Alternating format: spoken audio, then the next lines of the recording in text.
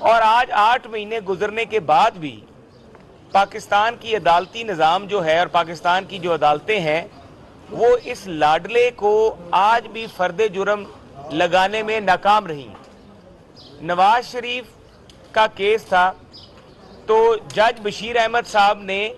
आप पूरी कौम को पता है कि नवाज शरीफ के ट्रायल के दौरान ये मुकदमे में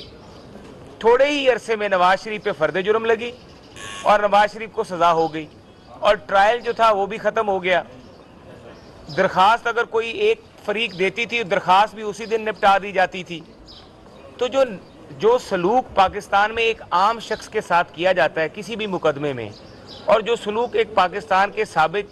3 दफा मुंतखब होने वाले वजीर आजम के साथ इन्हीं अदालतों के जरिए किया गया,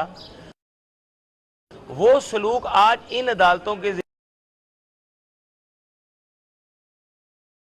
जरिए इमरान खान चेयरमैन तहरीक इंसाफ के साथ नहीं किया